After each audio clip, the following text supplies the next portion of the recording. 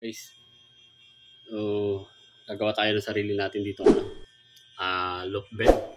So try kong gumawa. So sarili sikap natin to guys. So ako naman yung titira kaya walang pupula. Yeah. Paano masabi guys? Then kung pag natapos to kung magiging okay yung ating gagawin loop bed. Ayan siya. Dito ko siya gagawin. Ayan, tara na. So may mga gagamitin na tayong kahoy dito guys. Pinutol ko na yan. So tara, let's do this.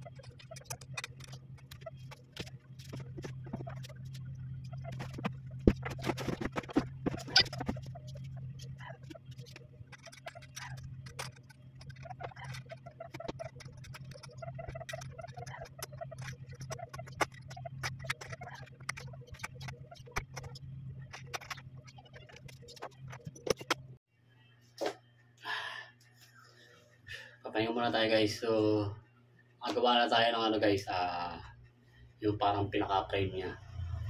So, literal na naka-loop na siya talaga. So, wala pa siya ditong haligi. Yan.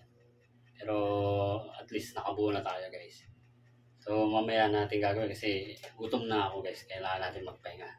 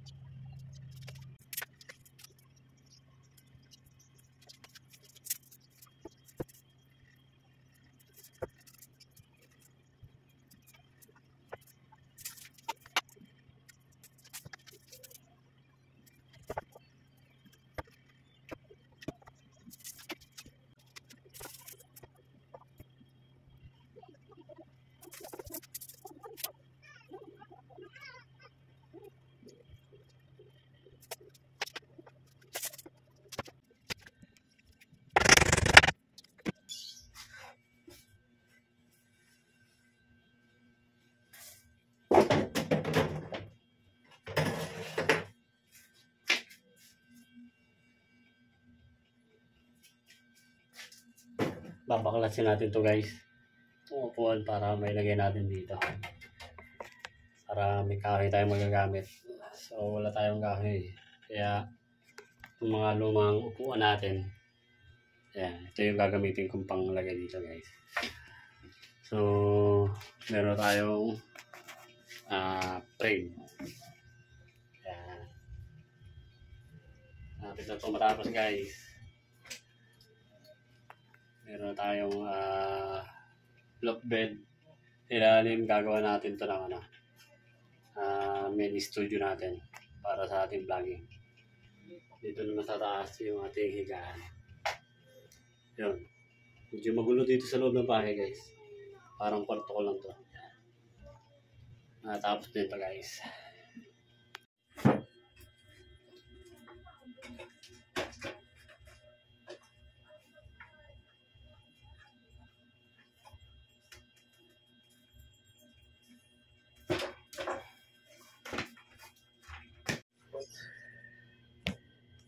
Guys, malapit na matapos yung ating loft bed.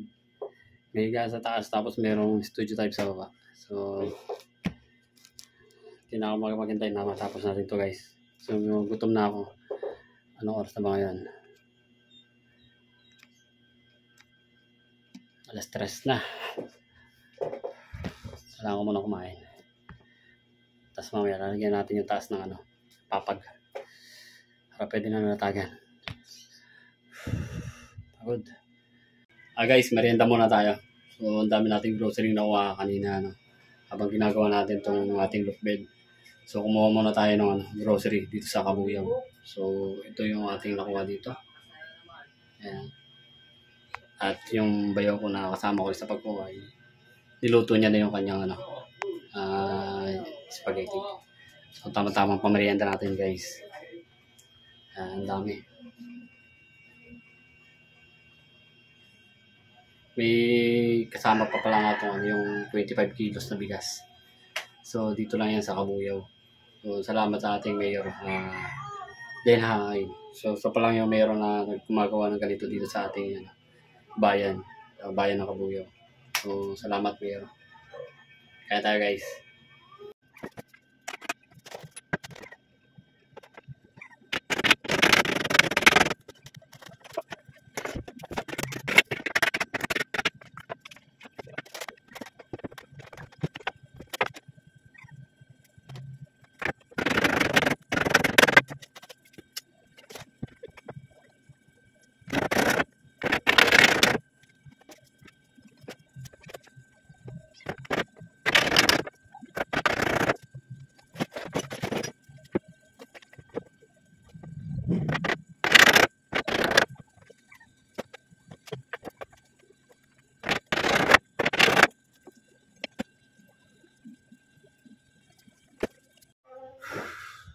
Guys, mga ritaso lang ng kahoy yung ginamit natin dito. So wala na akong kahoy na magamit. So mamaya na lang akong magre-remedyo dito sa ating pahuli. So gagawin ko, puputulin ko muna to guys. Yan, para magpantay na siya.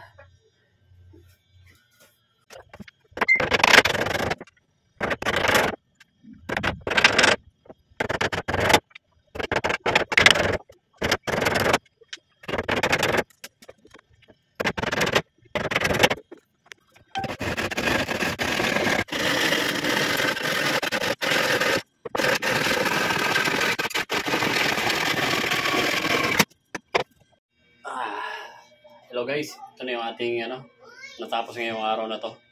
So, kahit pa paano medyo pwede nating tulugan kasi kaya inabot na ako ng gabi. Kasi parang may matulugan naman ako. Ang hirap matulog ng sa baba lang. So, ito na yung ating natapos ngayong araw na to. So, bukas na natin ulit tapusin natin to. Tsaka yung hagdan niya. So, wala pang hagdan. Siguro bukas na lang. At paano may matutulugan na ako ngayong gabi. Ayan. So, bukas na lang natin tapusin ito guys. Ipasok pa ako bukas ng umaga, so uwi na natin ng hapon. At paano meron na tayong sariling studio natin. Ayan. Okay. Pagod.